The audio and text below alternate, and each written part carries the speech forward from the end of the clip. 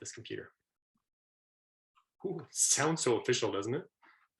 All right, let's get going here a little bit and just kind of rip through what's going to happen. So I've made us a quick little agenda, and we're going to just look at a little bit of housekeeping stuff, which you've already done. Let you know that you're being recorded, some Zoom basics we did, and then we're going to get into the gliding experience, 5 skills, 4 tech references, how to do some assessment, like what we want to look at when we're looking at skiers and snowboarders. In this case, just skiers, sorry. We're going to look at the decision-making process according to CSIA, sort of how people develop physical moves and intelligence. And we're going to talk about the 4 ways that most people learn. And then we'll look at a couple resources. I'm going to stop the recording after that. And then if anybody has any questions about anything that's going on this year, registration, it's your chance to get a hold of me right now. So we'll take a little time for that too. Zoom stuff's already done. Let's talk about the CSIA. So CSIA stands for the Canadian, if I get this all right, Canadian Ski Instructors Alliance. And it is our national organization that takes care of all of our ski instructors curriculum. It's been around for a very long time. And if you've been around as long as Lauren and I have, Lauren, we've seen a few evolutions over the years, and it continues to grow. And we are in CADS using a lot of content from the last 3 or 4 years that's come from the CSIA. And I will tell you now that they are actually evolving again. And next season, we'll be able to see some new things from them, and there'll be some more training. But this is the stuff as it pertains to what is really going on for CADS at the moment. When I look at the real basic building blocks of it all it is that they say there are 4 different things that we kind of teach people when we're skiing. And it's hard to argue with this. There is mobility, which I always equate to kind of the things that happen when you're out of your skis, walking around, getting used to the edges, maybe clicking on your skis and moving in flat areas, kind of all the stuff you need to know when you're getting to and from the lodge, on chairlifts, all those kind of small maneuvers. And those little small maneuvers actually end up becoming building blocks for teaching somebody how to ski. So it's shocking how important they are. But when you get on snow in the next week or 2 doing your on-hill session, you'll be able to see all those different skills that we develop with people. The next thing we teach is just gliding, just how to slide on your skis, how to get them flat and let them move. Then we talk about directional change, going right or left, and then speed control, how to control how fast we're going on the pitch that we're on. So those are sort of the 4 objectives that we look at when we go to teach any sort of skiing lesson. Not super complex. It just puts things in broad groups so that it's easy for us to understand. Next, we kind of take those 4 ideas or those 4 objectives, and we'll talk about the skills that actually need to be used, or we need to help someone develop so that they can achieve success in all those 4 areas. So the first one, you know what? I hate sitting in there. Everybody want to stand up with me if you could? Let's just all stand up together. Get out of your chairs. See, I can see you if you have your camera on. And we're going to look a little bit at what some of this stuff is and get you moving. So let me change my camera angle a little bit. All right, everybody standing up. Now, if you've played any type of sport, you probably know what good stance and balance looks like. And here's the easiest, cheeky way to do it. If you just jump up a little bit and you land, you probably landed in pretty good stance and balance. So you've got your feet that are probably about shoulder width apart. You've got a bend at your knee, your hip, your ankle, and your hands are probably out front a little bit somewhere. So this is a really good sort of static balance position. As we ski, we move around lots, but that's still the idea of keeping your center of mass, wherever your sort of heavy part or the middle of your body is, over your base of support, which will be your feet in this case, or your skis if you have that on. And that's just all we're trying to balance. So that's what we talk about when we talk about stance and balance.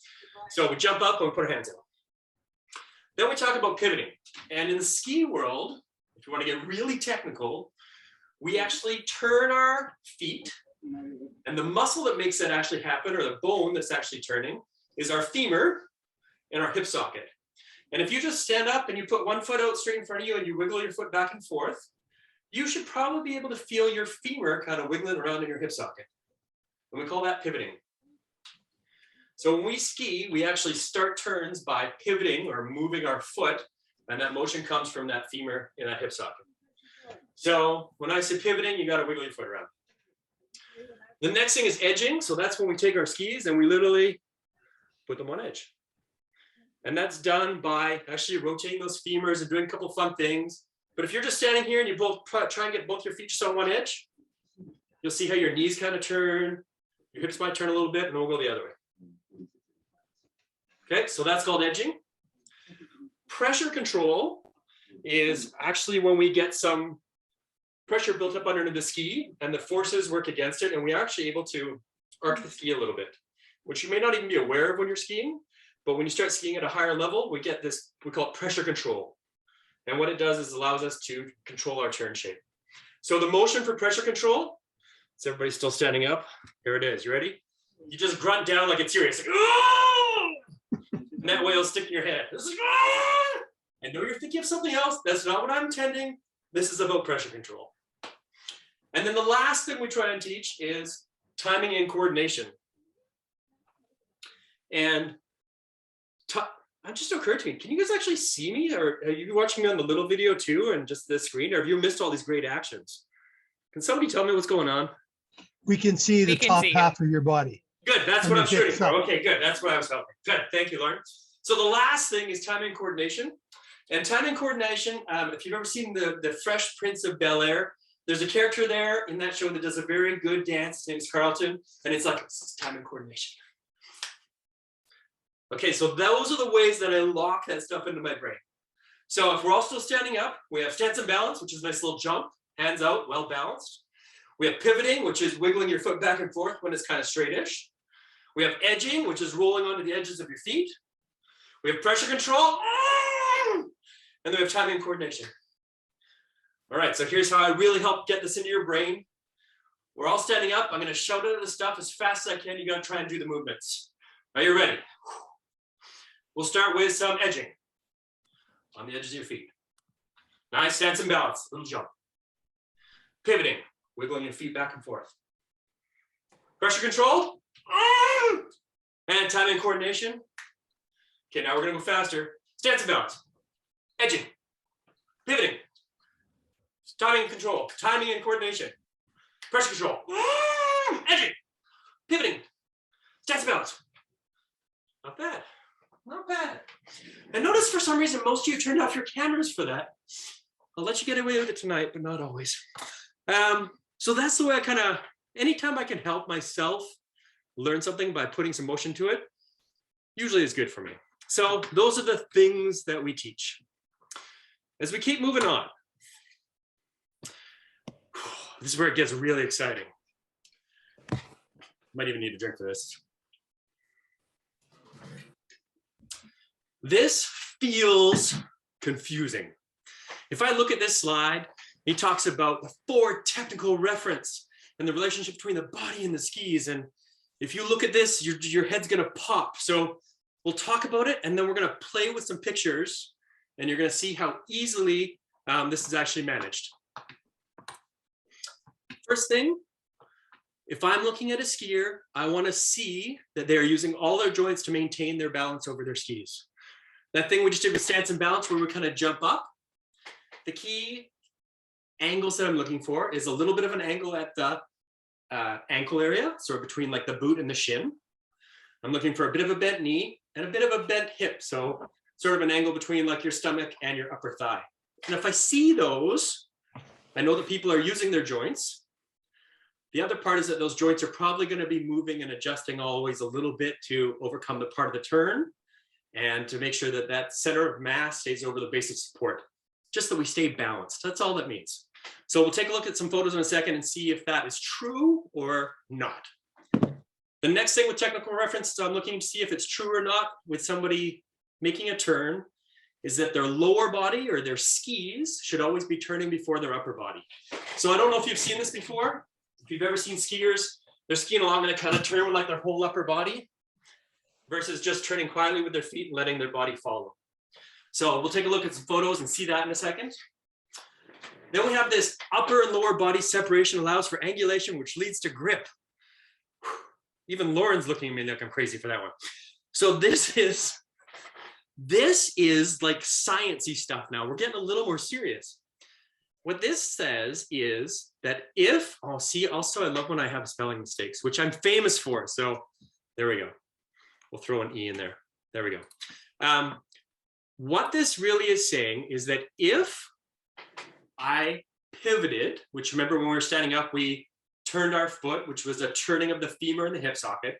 If I started the turn by doing that, which is funny, that one right above it, turn is led with the lower body. So the turn is led with that pivot. If I've done that and my skis are now going in one direction, my upper body is going to have a slightly different direction. It's going to be, in this case, more down the fall line as I start to turn. And if that is true, then I'm able to get into some really interesting positions with my body. And if I see if I see this in the camera, if I get here and I don't just lean, we call this inclination, if I just lean. And if I bend a little bit of my waist and still have my feet turned the direction I want to go, we now get this thing called angulation. This kind of looks like it happens around my hip area, and there's kind of a bend. And when that happens, it actually allows me now to take my skis and tip them even further on edge because I have more angles. And when your edges are further on edge against good pressure, I can get the skis to turn really quick and very smoothly. So that's what that says. I know it sounds like a lot. We'll look at some photos in a moment. It'll make more sense. The last technical reference there is coordinated movement, body patterns. Basically, if you do something to the right, you should be able to do to the left and have things nice and symmetrical as you're skiing. And that's just a skiing goal. So when I look at these four things, and I look at an image of a skier, or if I'm watching a skier or a video, I just go through this list and I go, cool, is the first one true, yes or no? Second one true, yes or no? Third one true, yes or no? Fourth one true, yes or no? Based on the no is typically where I will think about starting my lesson. And then we will help you develop a bunch of techniques to help people get better at achieving these sort of body positions over top of their skis. Let's look at some pictures. Oops. All right. So thinking about those four technical references that we talked about, the first one, the use of all joints. Let's look at this little guy because I just think he looks amazing. Oops. Wonder if I can blow up on him. If I could just hold that in place, it would be amazing. Oh, there we go. No, not going to work.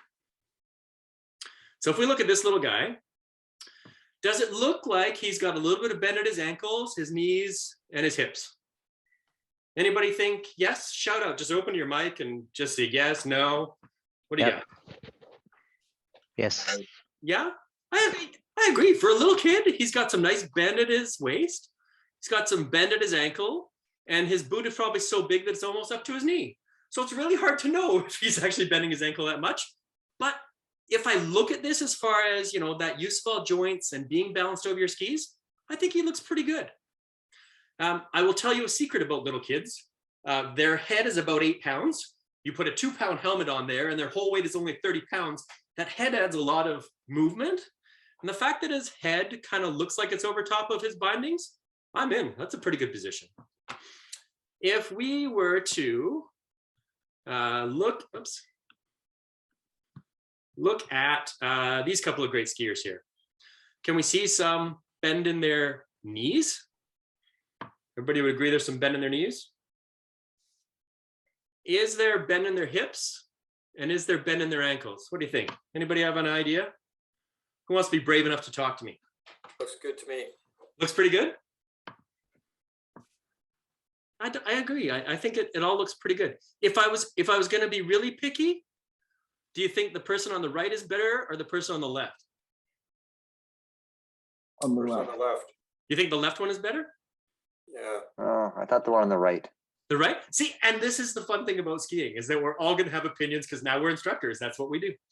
I think I like the person on the right a little bit better, but that's just it's tough to see in a flat photo like that. How about this guy in red? Good use of, you can see, like, look at that knee bend. He's actually got different angles, which is great. He's got a nice sort of bend at his hip and difficult to see his ankles, except for the fact that I can sort of see this ski almost like up against the top of his boot. So there has to be some flexion there. So I think that's all great. And this young Also, lady, sorry, I was just going to add, if you look at his zipper of his jacket, Yeah. you see it's coming straight down the mountain towards us. Yeah. And his lower body is initiating the steering with the lower body and the ski design. It's a really good setup of upper body, lower body separation. I love that you said that, Lauren. So let's talk about those other two technical references with that person in red specifically. Is the turn being led by the lower body? And so when I look at this photo, just like Lauren said, the skis have already started to turn and the body is still in one position. So I like that. You're probably not going to be coaching people to ski like this, but it's interesting just to take a look at the photo. The angle that we talked about, that upper and lower body separation that allows you to angulate, is the guy in red angulated? I would think absolutely. Somebody's got their microphone on with a bunch of little people in the background. If you could mute that, that would be amazing, please. And there we go. And then in a still photo, it's almost impossible to tell if somebody has really good timing and coordination, unless maybe they had a long trail of S marks behind them. But it gives us something to start to think about. So if we look at this young girl in pink here, who thinks, just by using your chat, who thinks she has really good stance and balance?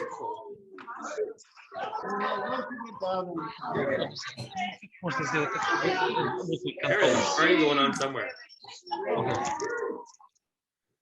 I think I got it. All right. Who thinks that little young girl, just by throwing in the chat, either you can put in an applause if you like her stance and balance. Do you think that she looks like she's using all of her joints to stay balanced? I don't see anybody responding. That's scary.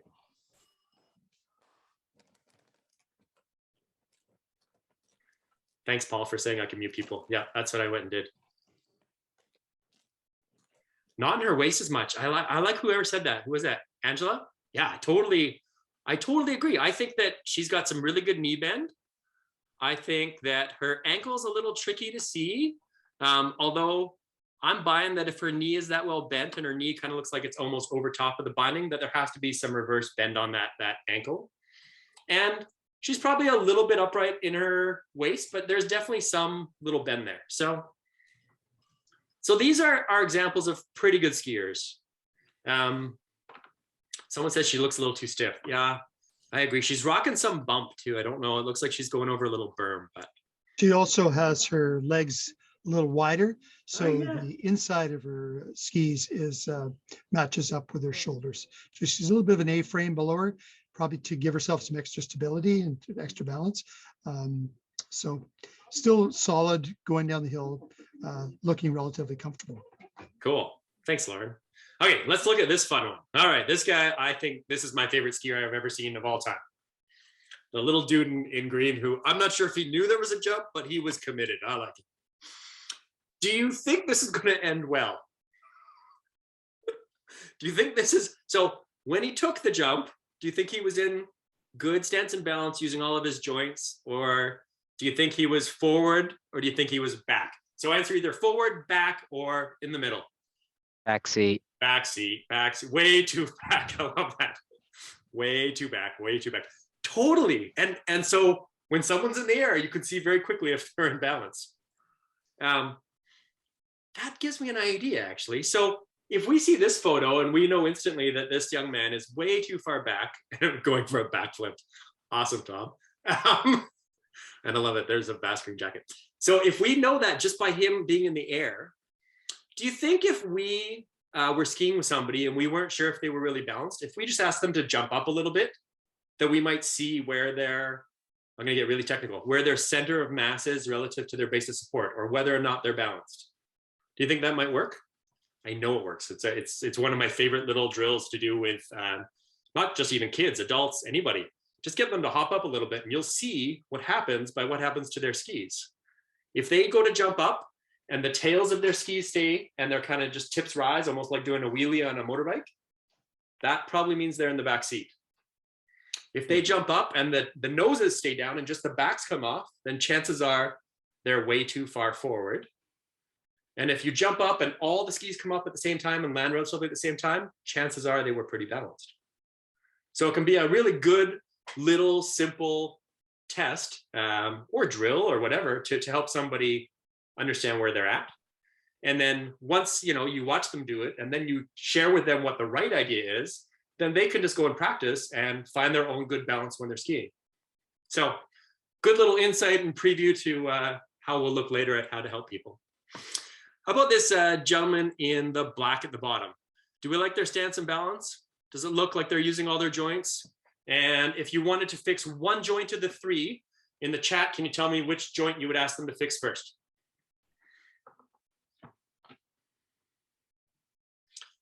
Waist. I see a lot of people saying waist, waist, waist, bend at the waist, bend at the waist, hip, hip, hip, hip waist. Someone put both. Dave, you're a smart man. I like it. Yeah, I would totally agree. This person is just stuck and just not even realizing that they can make that little bend there and help get everything kind of centered over the middle of the ski. So awesomely done. Let's look at this guy in red. And I bring up this guy in red because Lauren actually said something earlier and I didn't talk a lot about it. When we did a little drill earlier, I had everybody jump up and land. And we noticed, or hopefully we noticed, that our feet landed relatively underneath our shoulders. And in a really good ski position, even when you're in a wedge, your feet should be relatively underneath your shoulders. So if I was working with a skier, I would actually ask them to bring in their feet a little bit to get better balance. When they start to get out a little bit like that, I don't know if you guys have ever tried to do the side splits or something, but I know my balance goes out the window and usually I fall on my butt. So that's why I put that guy up there. His feet, his wedge is just a little bit wide. If I bring it in a little bit, that's going to help our balance. Other than that, I like the balance in his knees, his hip, looks like his ankle's working. Everything looks pretty good. Let's look at a couple more here and think about some more technical referencey stuff. So this top one is just talking about that angulation thing. If our hips and shoulders are going one way and our feet are going another way because we turned with our feet to start the turn, we should be able to get some nice angles like this. So when I look at skiers, I'm often looking to see if they're just a straight line or if they have that kind of bend at the hip. If I look at this guy who's side slipping, it looks like maybe he's doing a side slipping drill. Can you see a little bit of bend there? Or does he look like he's just kind of inclined up the hill? Throw your answer in the chat for me. Do you think he's inclined or is he a little bit angulated? Oh, inclined, a little bit of a bend, cool. Inclined, angulated, I love it. I love that not everybody sees the same stuff, and that happens all the time in skiing. We all kind of see a little bit of different stuff. I put that picture in there for a very specific reason, and I'll tell you why. Is that this person, by what I can see, is skiing, not actually initiating the turn with his leg or like that femur that we talked about and kind of turning the feet. He's actually initiating and turning it with his whole hips. So when I look at him, it looks like his shoulders are going down the hill, but his hips and skis are kind of going across. So we're kind of getting a bend way up here somewhere. So when I think about those technical references, he isn't turning with just the lower body. And because of that, he's turning with his hips and he's getting, I agree, there is a bit of a bend, but he's now got this kind of crooked spine thing, which isn't great. So all those that said there is a bend, I think there is a little bend. I just don't like where it's coming from. Again, this is getting a little more advanced stuff, but it's interesting when it doesn't look like this person at the top. It looks a little bit, something's a little bit different. How about this little dude? I love what he's doing. So super fun drill with little kiddos is called the airplane drill. Has anybody heard of the airplane drill before? Airplane drill has us skiing in a wedge, so our feet a little bit rolled in. And as you want to turn, you almost tilt your body in the direction you want to go, which kind of gives you this little bit of bend at your hip, and it loads weight onto that turning, and you'll actually turn left at this point. And then if I'm going the other way, I turn into it like this, and that helps me turn. And does that sound right? That doesn't sound right. You turn this way and you turn away from, so if I go this way, I'll turn right. If I turn this way, I'll go left. It's because I'm adding weight and I'm creating a bit of those angles. I guarantee that you will get to see that drill either when you go out for your on hill or when you go to your CADS course, because it's just a fun one to play with kids. But it does help create this bit of angulation that we talked about that allows some more grip.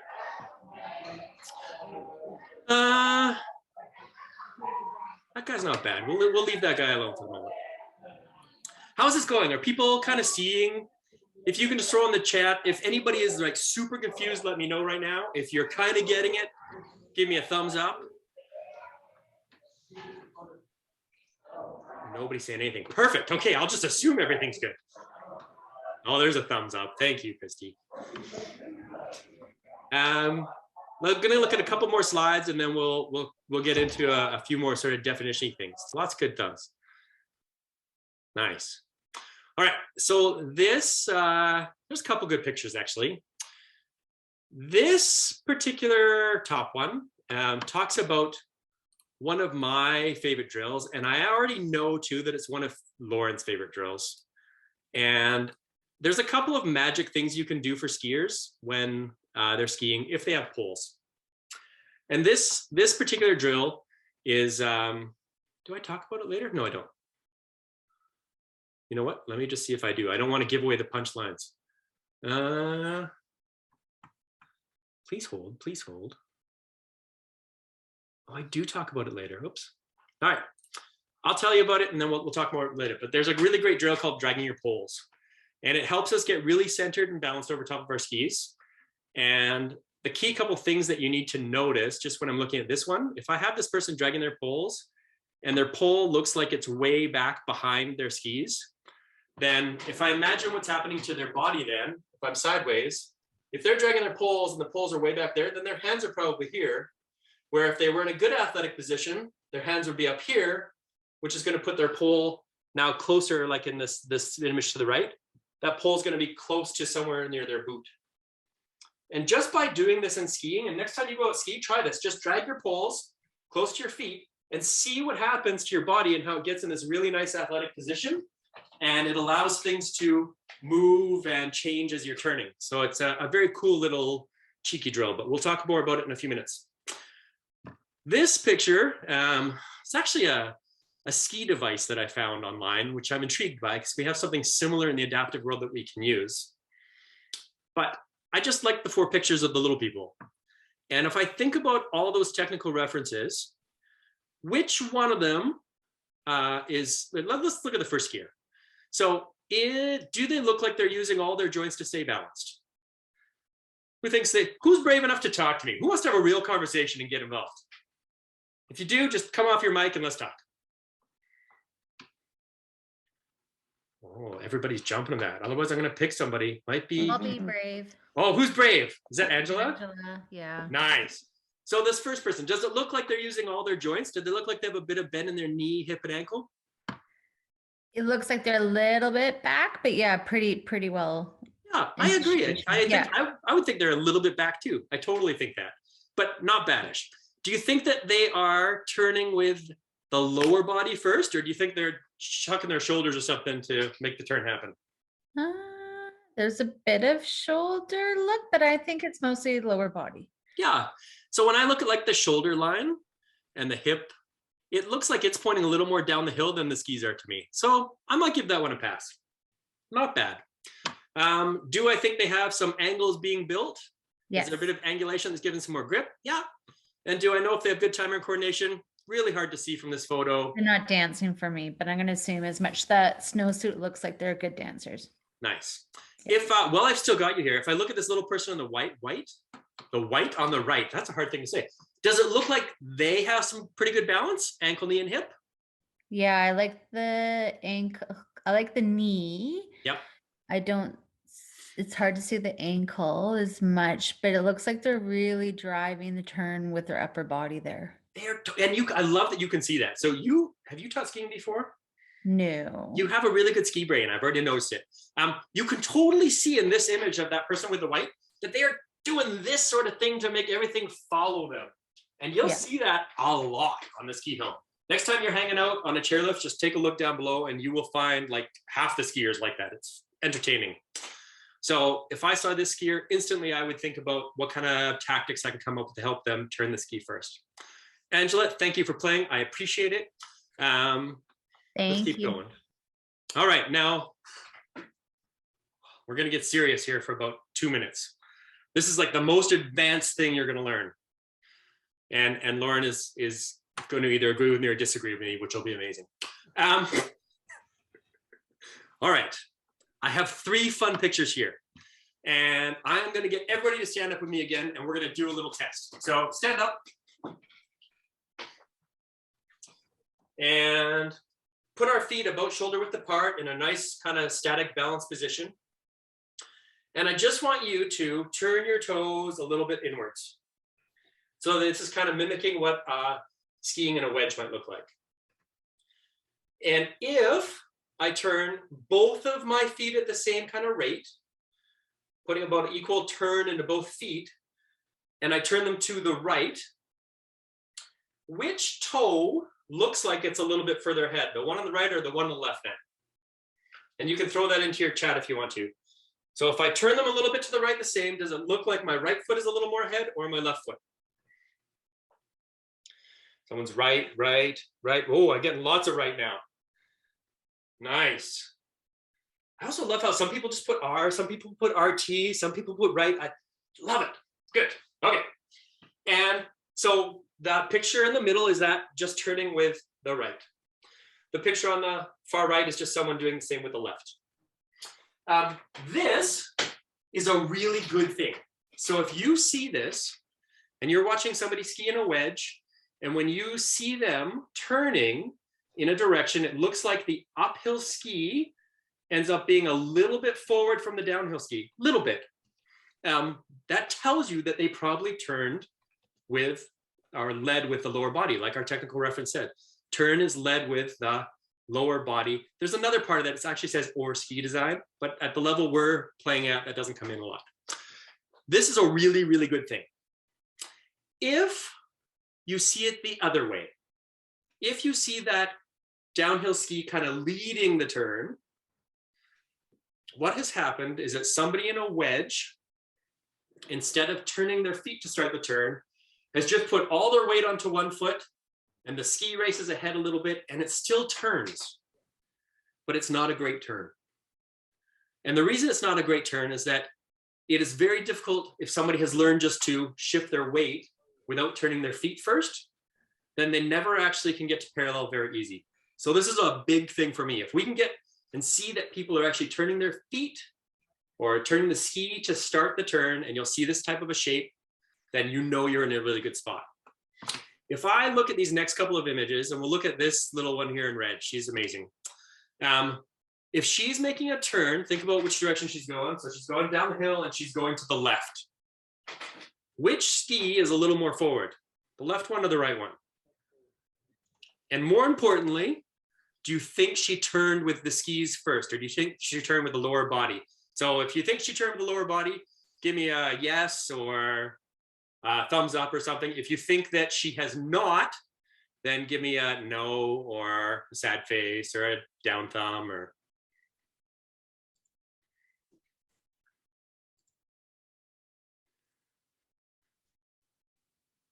Right? I'm getting weird answers. It's fun. No, yes, lower, lower. Do you think she's actually turned with her feet to start the turn, or do you think she just leaned onto one ski and made the turn happen as she goes to the left? Leaning on the ski, leaning on one ski, leaning. Cool. I'm seeing better answers. Clearly, I needed to answer that question better. So with this little skier, I would need to find a way to help her understand that she needs to turn the feet to start the turn. So you guys are all becoming really good at ski instructors, and we haven't even hit the snow yet. Awesome. You can see the same thing in this picture. This one's actually using a little device. I don't know if you can see it that well. It's called an Edgy Wedgie. And it's a little tool that we will sometimes give to students if they're having a hard time keeping their feet kind of together. It just locks them in a little bit. But you can see that that uphill ski, as they're turning right this time, is kicked a little bit forward. So good stuff. Whew. And my final slide. when it's all said and done, despite all the crazy stuff we just talked about, skiing is supposed to be safe, and we're supposed to have a lot of fun, and we're supposed to learn some stuff. I've seen lots of people ski not as the CSIA would encourage, but they manage to get down the hill safely and they have a good time. And I am all good with all of that, and will always be all good with that. The CSIA model exists so that we can help people find a very efficient way to ski. And that's what I always say, it's the most efficient thing I've seen, in that if you do it really well, you use less energy and you can go longer during the day. You're safer in lots of different terrains. But at the end of the day, if you're just out there and screaming your arms around and having fun, that's a great drill for balance. Kung Fu fighting is a wonderful, just punch your hands around and while you're skiing and you will work on your balance. So on we go. Enough analysis. I think that was really fun though. In a very short period of time, you all just learned how to look at a skier and figure out a little bit of what's going on.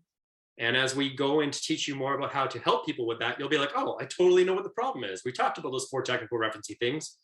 Please don't memorize them word for word unless that's what you would enjoy, but understand what they're talking about. The use of all joints, turn led with the lower body, upper and lower body separation allows for a bit of angulation, which gives you more grip.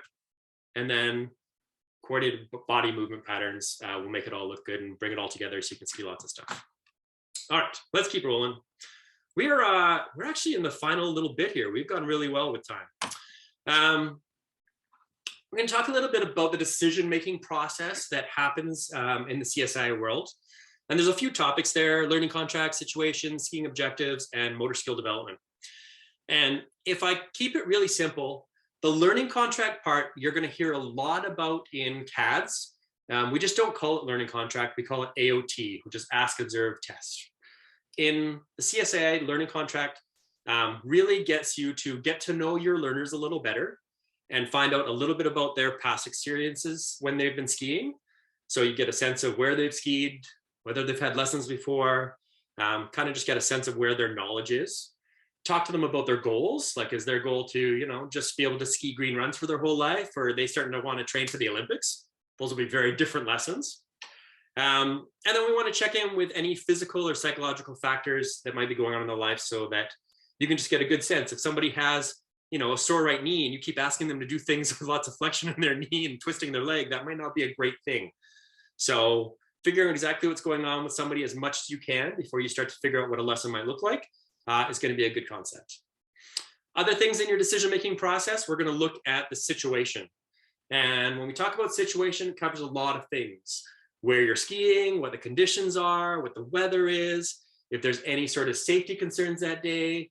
Some safety concerns might be like snow guns blowing in the middle of the run, and maybe if you stop somewhere you can't hear, or maybe there's snow buildup now there in that spot.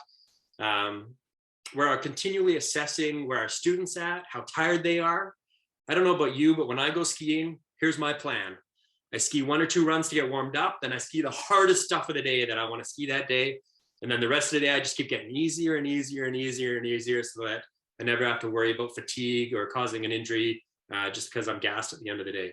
So that situation is always going to be changing. The mountain is dynamic, and it'll always be a part of how you make the decision on what's going to happen next and what's going to happen in the future.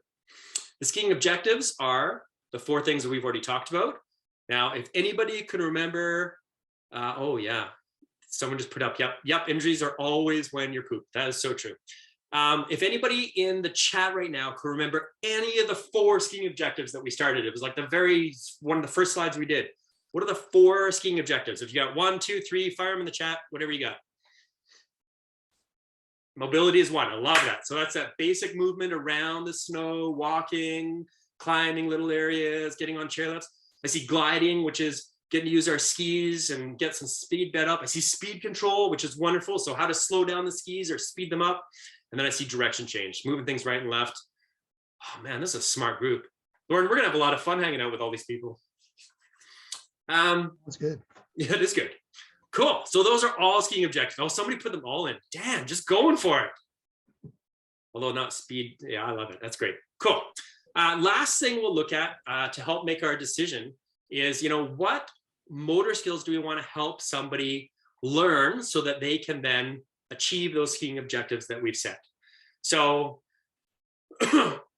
assessing, what the actual drill is, how long we should practice it, how we can maybe vary that activity, although maybe still focusing on the same thing and keep it interesting.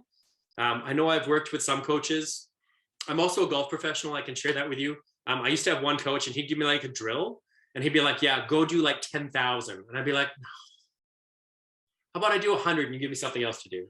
So there are ways that we will help you learn how the brain works and how we can really maximize people's development by taking a tactic or a drill and let somebody practice it and then change it a little bit and let them go again and change a little bit and deepen their understanding and give them a whole arsenal of things that they can do to keep working on those developments. So it's good.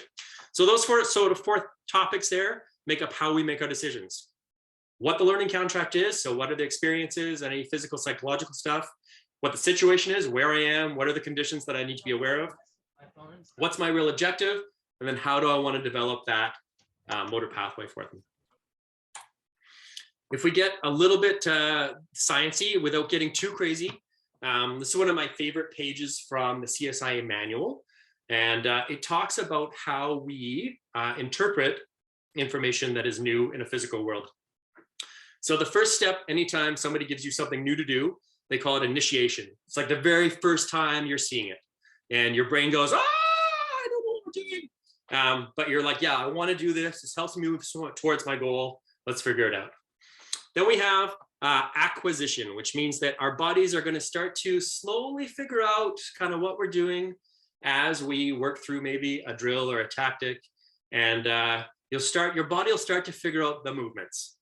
Then we start to consolidate those movements, which means that we can do them more often without having to think about it. Then we move into refinement, which is where we're making now little micro adjustments to make them as perfect as we can. And then the last step of motor skill learning is something called creative variation, where now you can take that skill and start to twist it a little and make it do something else, which then allows you to evolve into the mountains. So as an example, maybe, we learned that wedge turn and we just learned it for the first time and we're like, oh my God, this is freaky and it works. After, maybe 20 of them, we're like, okay, this feels okay, but I really got to think about it. That's that acquisition. Consolidation is like, oh, I can do this without thinking. Refinement, Lauren comes around and says, hey, listen, if you get here and make sure you get these angles a little bit, you can even turn faster, and that's refinement. And then after a while, you're like, hey, what happens if I do this backwards and ski backwards? And now that would be a creative variation of it. So that's how we learn. I think it's interesting to know because all of our students are going to require different amounts of time and exercises in each of these stages. And it's not a linear thing. I can't say, absolutely, if you do 100 repetitions, you will move from acquisition to consolidation. It doesn't work that way. You just have to be aware of where you're at and challenge the student in some different environments and see what happens. So if I think somebody's really in consolidation with their little wedge turn, and maybe I just take them somewhere that's a little bit icier because I know this part of the run is a little bit icy and I get them to do it and all of a sudden things fall apart, it's not really consolidated. They're still acquiring that information. If I take them into that icy stuff and they're looking really good on the ice, well, now I can give them a little bit more information and see if they can move into that refinement area and talk to them about how to dig that edge in a little tighter and really get sticky on the ice. So I don't know, to move probably from acquisition to creative variation in your whole ski life is probably, I don't know, Lauren, 20 years?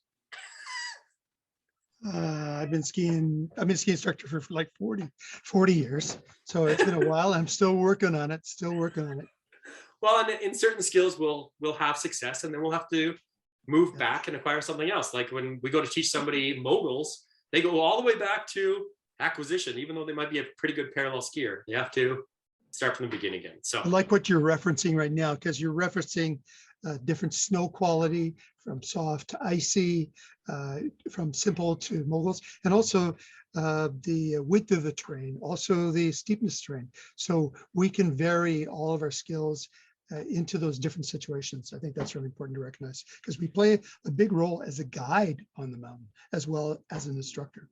Yeah. So somebody just in the chat said, will you mention teaching in the fog? And yeah, I'd love to talk about the fog. So when we look at, when we were back on our last slide there and we're like the situation, So if I'm in a foggy situation, well, let's just ask the group. If you're in a foggy situation, what do you think maybe some of the things you could do to make it safer for both you and the student? Do you have any ideas? I'm open to any ideas you got. Let's say if you haven't ski grouse, the cut, maybe we're doing a lesson on the cut, somebody that already knows how to turn a little bit right and left. And yeah, someone says, go slow and stay close. I think that's good, strong. Wear a strobe light. Oh my God, what a great answer. I actually have strobe lights in our building up at Grouse. That's cool. Slow down, yeah. Someone says close to the trees. Yeah, great idea. So if you ski closer to a tree line, then you have a point of reference for how distance works. Find a slightly flatter area. So there's a great expression, less terrain, more game. So anytime there's some adverse conditions, find a more chill area. That's wonderful. Stay close, be in front so they can see you. Yeah. Play Marco Polo. I love it. Hopefully they can see you the whole time, but I think that's great. Lots of stops, great idea. So yeah, just check in with the people, make sure they know where you are. Listen really well for voices. Orange jacket ahead. So yeah, maybe wear a bright colored jacket, or we also have reflective vests up in the air that you could throw one on. Maybe that's easier to see. Flashlight, stay closer. If you have two instructors, one in front and one behind. Great answer, Danielle, that's amazing. Most of our lessons will have two instructors. So you could totally do something like that. I love that. Somebody else says ski under the lights. All really good ideas. I love that you're thinking about it. Lots of softness in the knees. Dave, you've actually skied in the fog. Yeah, if I tell my student, like, hey, you know that thing we've been working on, that balance stuff? Okay, let's just stay like as loose as we can in case we come across a bump that we didn't even see, and our bodies will just kind of absorb it. So lots of great ideas, everybody. Thank you. That's amazing. And thank you for whoever suggested we talk about fog as a thing and situation. Let's keep rolling on. Last couple things we're going to talk about. So learning styles. And this is getting a little more into CADS and a little away from CSIA, but I wanted to cover it so that you are feeling really good and prepared about it.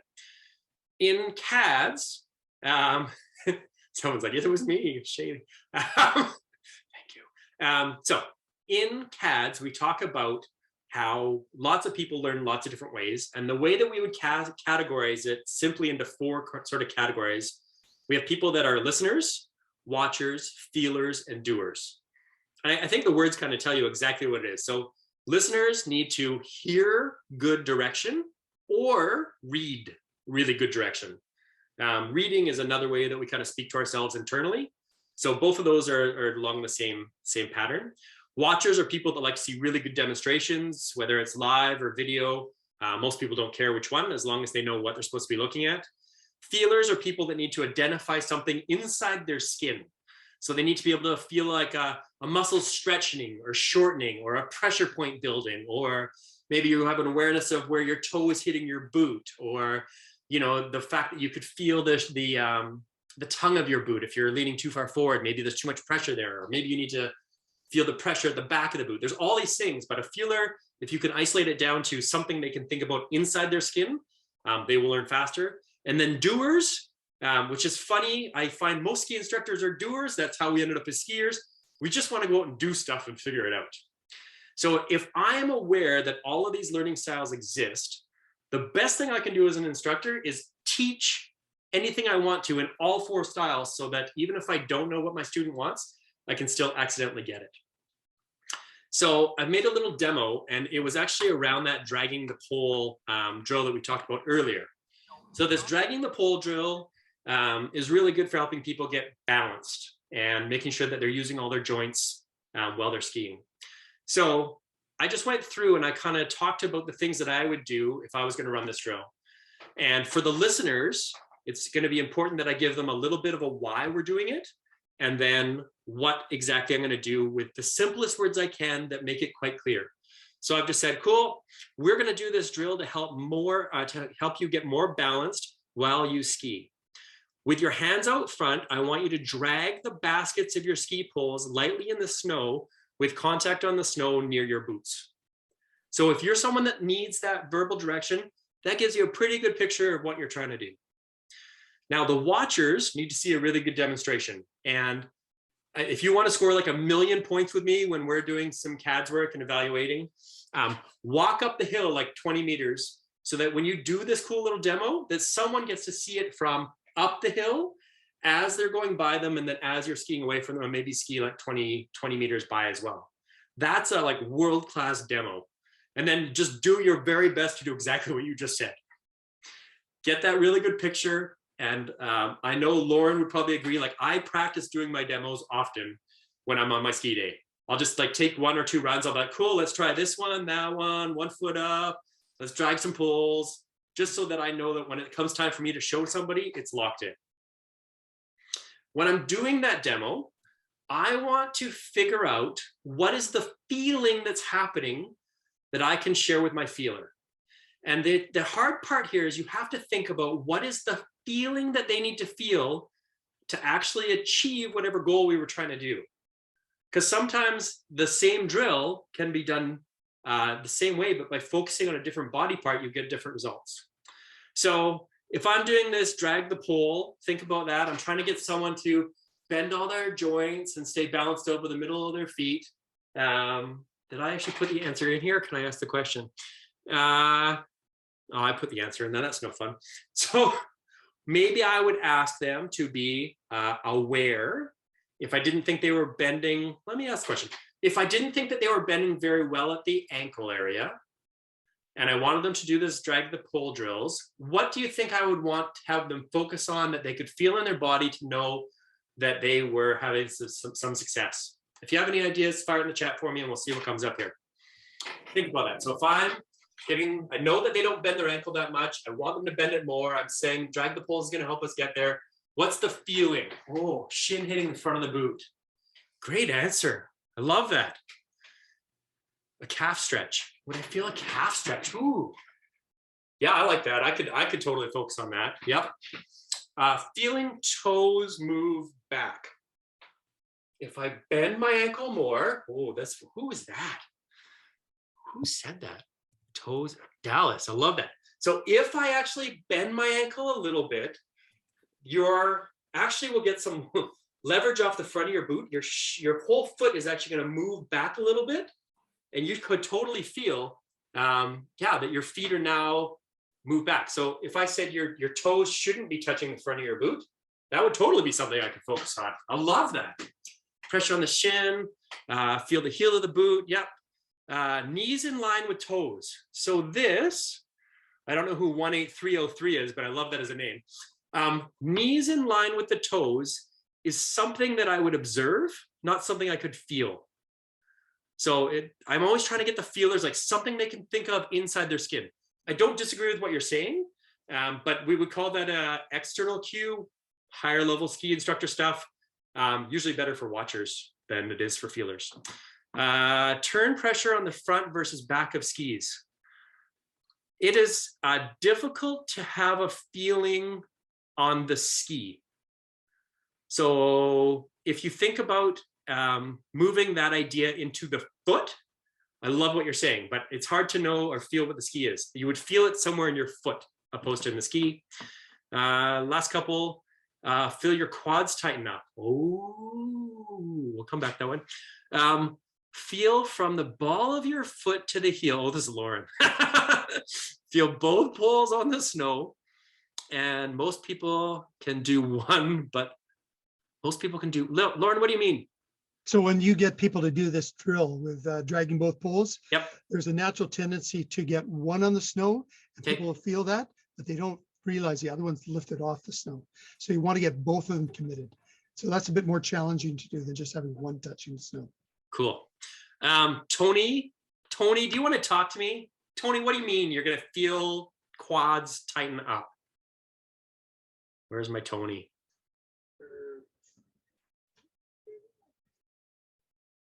Tony, I can see you take your mic off or your mic on. It's good. Tony, I can't hear you. I'm sorry. No, now he's just now he's out. I'm out. Don't apologize. It's all good. This is why we're playing. So I will give you a magic secret of skiing. Here it is. If you are skiing and you find your quads are burning, you are not in balance somewhere. Ideally, we are trying to use our skeletal system, all of the bones and stuff, to be balanced.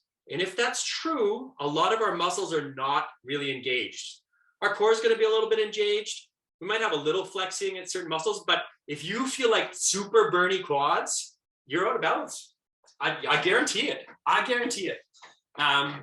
So I will challenge you next time you ski, if you're feeling sore legs, there's something going on with your balance. Awesome. I so appreciate that people answer. It makes me happy. I don't keep people right or wrong or anything. It's just good to talk and throw out your ideas and learn together. So thank you for everybody. Last thing, so the feelers we talked about, give them a really specific one. So in this one, I said, yeah, you may notice even pressure running the length of your foot. And I said that because as you tilt, you might not feel it all through the base of your foot, but you should feel it along the side of your foot. And then as you're flat ski, you'll feel it right across the whole foot. So that could be something good to focus on while you're doing this. The last thing, the doer part, just let people do it. Let them do it a lot. Let's go, hey, everybody, great. I showed you this drill. Let's go like ski to the bottom of the run and just try this. And I am going to watch them as much as I can and see who's doing a really great job. The things that I'm going to try and look for are is there that bend at the hip, the knee, and the ankle? Do it look like the joints are moving a little bit, or are they just locked because somebody said they have to bend their knee, ankle, and hip? Are the poles dragging near the boot like we talked about? And if I watch that and I'm able to give some feedback to people and say, yeah, hey, you know what? Shh, you and you, that was a rock star move. You know what, Johnny, I saw you and it looked like your baskets were getting a little behind you. What do you think you could bend to try and get them in a better position and see if they can figure it out? And yeah, just give them the ideas they need so that they can keep working on it. So that is sort of the basic principles. If you go to do any type of a drill or anything and you lay it out like this, you address the listener first, then you address the watcher while you're doing your demo, you figure out your feeling, and then you let everybody try it. You will have successful lessons your whole life. Last slide-ish. I hope that was a really good session. I know it feels like a lot of information, but this was just to get you comfortable with some of the terms and give you an idea a little bit what ski instruction might look like. I've listed a couple of resources here, so I don't know if anybody's had a chance to be to our national website, CADS.ski. There you can find tabs for the instructors and find all the CADS manuals, as well as some updated manuals about CSIA and a few other things. Someone asked me earlier if there's an option to get a CSIA manual, and I had one digital that we could use, and I have lost it. So I am just on the hunt over the next couple of days to find another one. And when I have it, I will post it onto the website and shoot you all a link so you can take a look at all the information that's in there. Other great resources, the CSIA has a YouTube channel, which is phenomenal. It is just loaded with content. There's stuff about the technical references in there. You can take a look and they'll show you skiing videos and things. In general, Google, I don't know, I'm a bit of a ski nerd, I think. I will just go on and Google ski stuff, ski video, ski instruction. And there's stuff from all over the world, from different associations that will teach you about skiing, which is amazing. Other great resources, all of the other instructors that you're going to meet. Everybody that is a first year will get paired up with somebody who's a returning instructor, so you can use the combined knowledge of everybody. I am also almost always available if you are stuck on a lesson and want some help. Shoot me a video, send me a text, we'll take a look at it and see how we can help. I mentioned this earlier, there's a game called the chairlift game. Next time you're on a chairlift, just watch the skiers underneath you and think about those technical references. Think about, good, are they using all their joints to stay balanced? Are they turning with the lower body? Are they keeping that lower and upper body separated to get some angles and grip? Do they look like they're in a nice, even back and forth sort of pattern? The more you can train your eye to see that stuff, then we'll give you paths on how to help people improve in all those areas. And before you know it, you'll have amazing independent skiers just because you have a chance to help them. So with that, I am going to say thank you so much for attending tonight. I'm glad we did it in just over an hour. There is going to be lots of time in a moment. I'm just going to turn off the recording and I will answer any questions anybody has. Again, thank you so much. And if you're dropping off, have a great night. We'll see you soon.